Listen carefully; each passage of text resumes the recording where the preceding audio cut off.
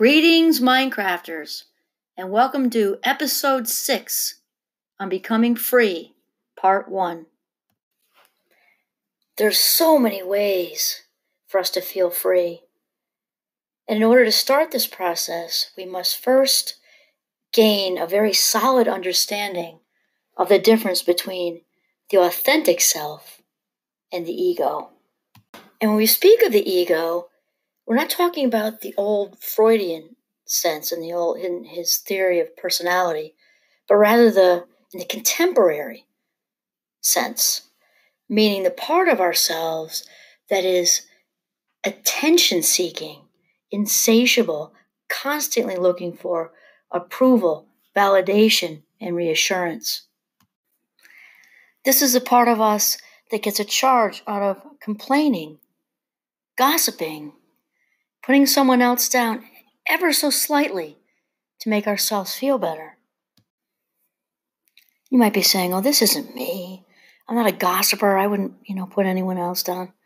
Sure, of course you have. We all have. We've all had moments of that when we weren't our best, authentic selves. Even the best people out there have had moments of all of this. When we've been caught up, maybe inadvertently and temporarily in these behaviors of complaining and gossiping and saying maybe an unkind thing here and there to give ourselves a boost when we are feeling insecure and in a low place, maybe not even aware of it, we still end up, in a place of getting, kind of stuck even for a little while, because whatever we do to others, we of course do to ourselves.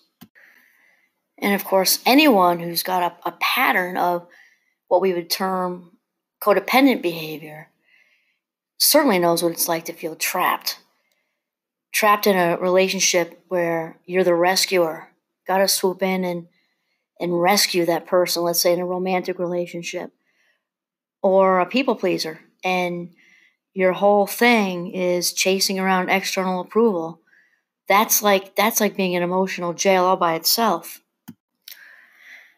The ego is also very much responsible for that all too common relationship pattern of people being attracted to someone who doesn't treat them well or on out abuses them. And the ego feeds on a relationship like this as if it were catnip.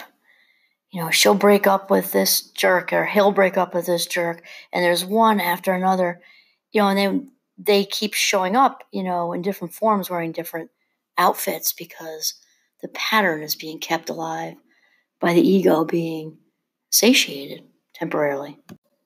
In fact, I remember years and years ago, I was watching a Dr. Phil episode, and he just said something. I was walking across the floor doing laundry, and it just grabbed me. He said, the truth is, we don't do anything unless there's payoff in it. It's why we keep coming back. The ego is in constant pursuit and hungering for payoff of any kind, no matter what this looks like. It can be kudos for an accomplishment. It can be the approval of somebody important to us. Looking for thank yous, looking for people to appreciate us. Even the payoff that comes with being a victim. There's a whole lot of payoff that follows being in the role of victim. Because if we make the healthy and authentic shift from victim to survivor, well, all of a sudden now there's responsibility, accountability, and a call for courage. Of course, just like anything else, we can become conditioned to be stuck or trapped in egoic thinking. Where letting the egoic mind be in charge can become a habit.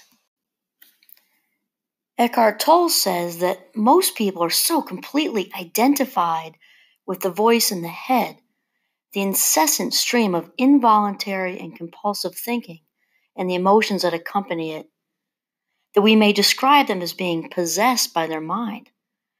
As long as you are completely unaware of this, you take the thinker to be who you are. This is the egoic mind.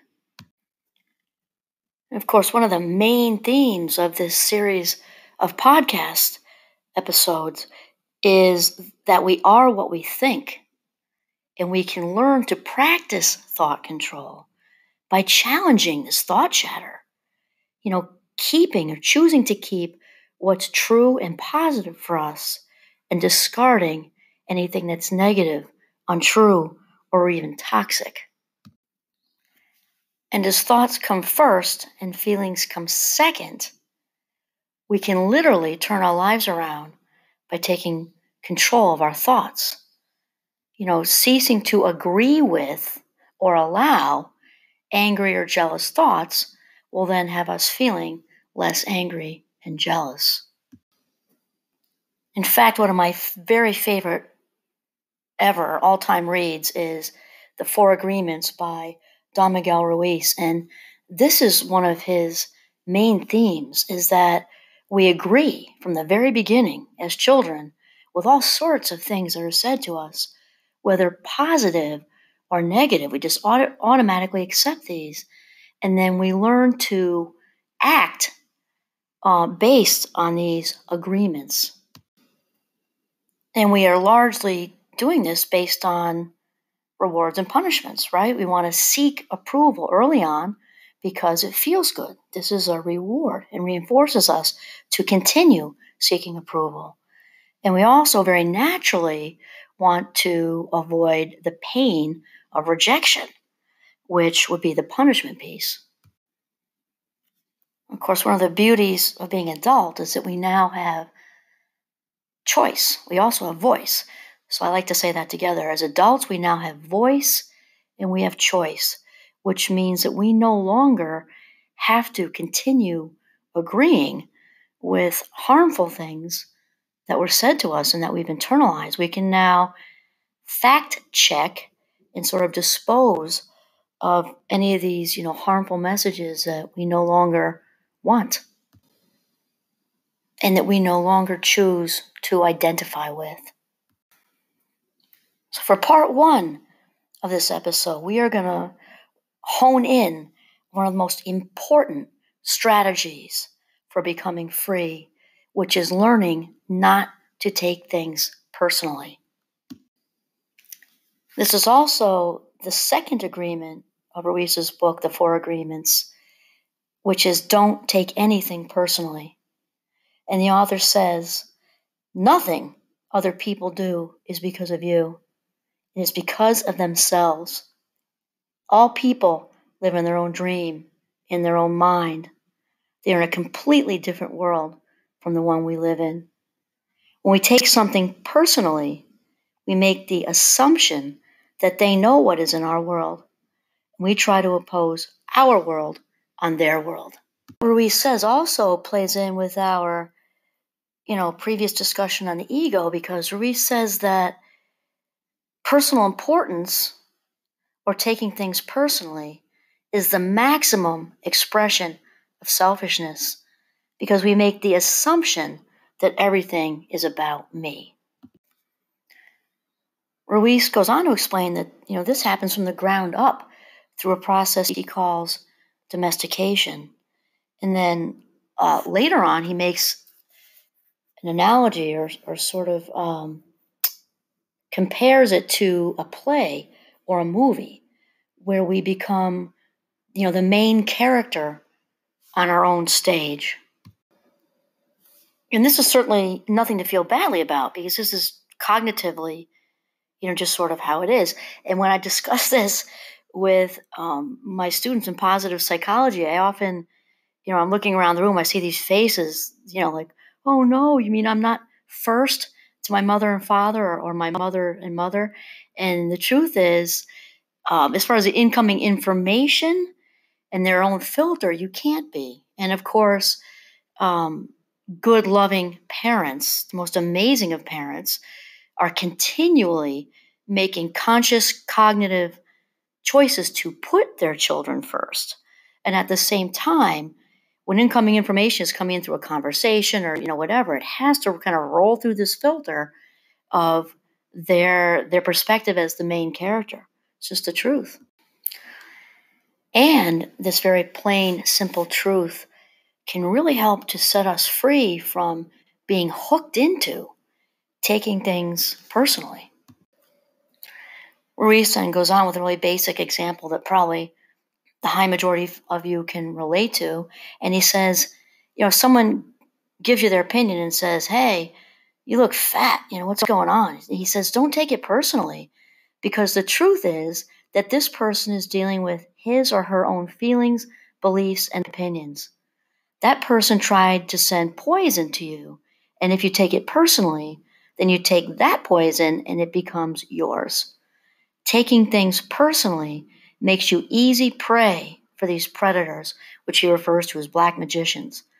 They can hook you easily with one little opinion and feed you whatever poison they want, and because you take it personally, you eat it up.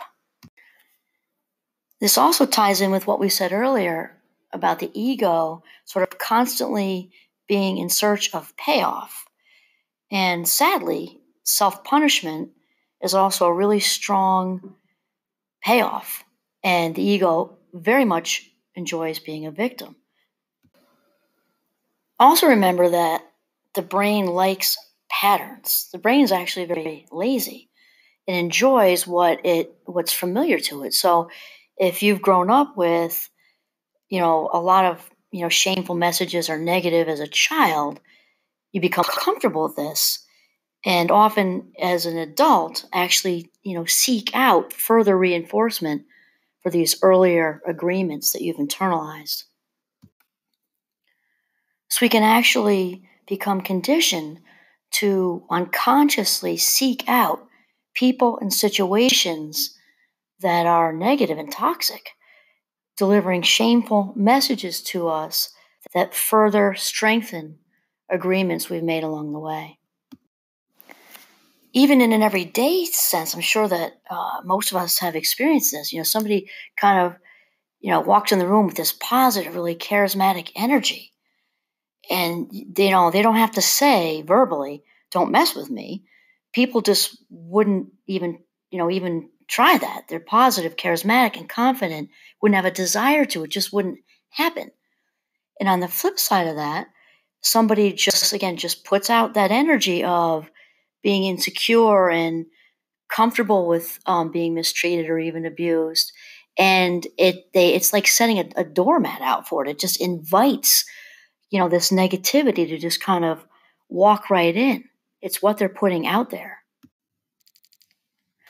Ruiz says that when you take things personally, then you feel offended, and your reaction is to defend your beliefs and create conflicts. You make something big out of something so little because you have the need to be right and make everyone else wrong. You also try hard to be right by giving them your own opinions. In the same way, whatever you feel and do is just a projection of your own personal dream, a reflection of your own agreements. What you say, what you do, and the opinions you have are according to the agreements you have made, and these opinions have nothing to do with me. And this is why I think it's so important to have sort of a solid grasp on Ruiz's, comparison with being the own actor on our own stage, and not to feel badly about this because it's just the cognitive truth. That all incoming sensory information has to go through our own filter as our own main character on our own stage with our own play script written by us. This is very important. And when I kind of get students a visual, I have them picture a colander, like you dump, spaghetti through or vegetables or whatever. And we all have this colander or filter in our brain. So I can stand up there in front of, 15 or 20 students, and all 20 of them are getting the same information coming from me, yet all 20 of them are going to interpret it differently on the receiving end. And then I'll do a little exercise, where I have them picture a house with a dog on the steps and a fence going around the yard. And then I'll go around and they'll each describe the house, the dog, and the fence. And of course, there are 20 different visuals here. One has a white house, one has a purple house, one has a golden retriever, one has a pit bull, one has a tall fence, one has a short fence. It goes on, and this sort of very sort of easily exemplifies the point, which is that the receiving end for all of us is going to differ based on our own colander, which has all kinds of things attached to it. Culture, whether we grew up in an urban environment or a rural environment, whether we had one parent or two, never mind all the other stuff that can play in there with, addicted families, families who went on a lot of vacations, and all of that plays into how we're filtering information now. And this is so very important to realize when we're talking about becoming free by learning to not take things personally. This really helps.